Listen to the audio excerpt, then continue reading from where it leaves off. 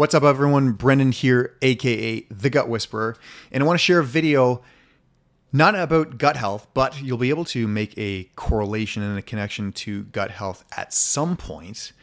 Just stick with me. I want to share a valuable message that I have learned and I continue to develop and work on through my adult life. And this is the teachings from Dr. John Demartini. Many of you know of him, or perhaps you've seen him speak through me or on your own. He was in, I've got the secret book there, and I've got some of his teachings here. There's one of his books, The Values Factor. He is, and he continues to be, a beacon of enlightenment and education for me. So I'm just going to share this. This is the 7 pillars of life. And if you're watching, if you haven't swiped next or anything like that, I want you to be able to extract whatever it is that is pertinent to you in your life right now, and I'm sure that you will if you stick with me. So this is the 7 pillars of life, and I'll quote it. Dr. Demartini explains why any area of your life you don't empower will be overpowered by someone else or even something else. You are not a victim of their over-empowerment. You are simply not empowered in that area of life. So there's seven pillars, 7 areas of life, and it's spiritual. So meaning like your purpose, what your mission is in life. Your mental, creating innovative ideas that contribute to a world using mental capacities to the fullest. Vocational, which is careers, successes, achievements, and what type of a service you offer to the world. Financial, of course, financial freedom, independence, where you stand financially. Familial, so this is your love, family, relationships, intimacy. Social, your influence and leadership. And finally, physical, your health, stamina, strength, and overall well-being.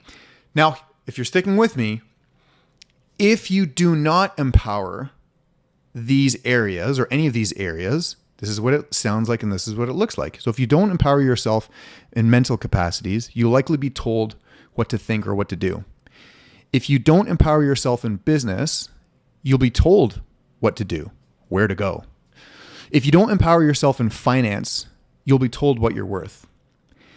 If you don't empower yourself in relationships, you may end up doing or agreeing to things that you don't want to do.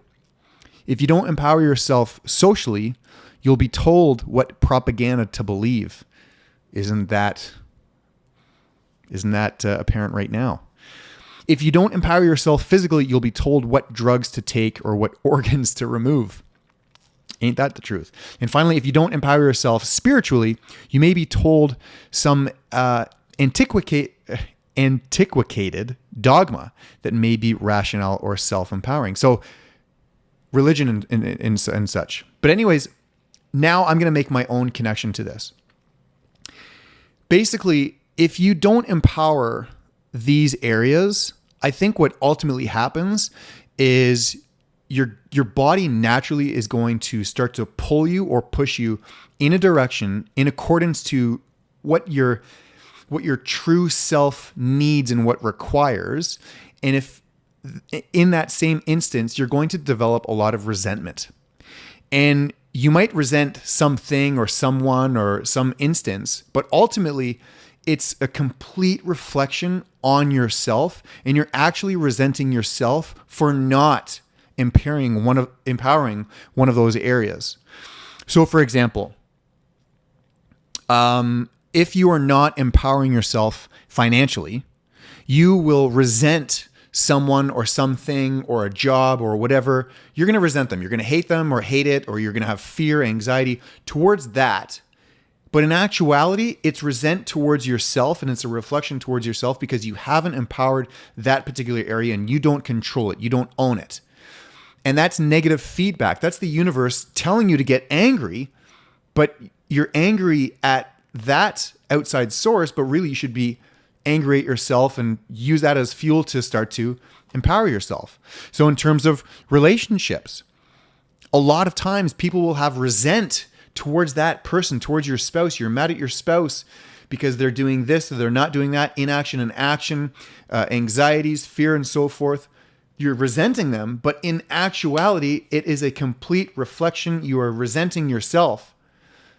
And that should be used as feedback. You should be aware that it's giving you feedback to fix your own shit, fix your own insecurities, fix your own inequities, because all of those fulfillments that you're searching for actually come from within. And also, I'll just use this as a last example, physical. A lot of times people will resent other people for looking good or having that physique or whatnot. Again, it is a complete reflection of something that you need to own. And if you're not owning it, you often resent other people. But again, it's awareness, right? It's actually called reflective awareness. So I just wanted to share that. So any one of you can use these, whether it's spiritual, mental, vocational, financial, familial, social, or physical. If you're not empowering any of those pillars, you will have resent towards whomever or whatever, but be aware that it's actually a reflection of yourself. You're resenting yourself for not empowering that. And in order for you to lose that resentment and that fear and anxiety and so forth, look within, start to empower that, own it, develop whatever it is that you're not happy about, and then those anxieties and those fears and the resentments will disappear because you're now owning and empowering that particular area. Hope that video is worth a dime or two.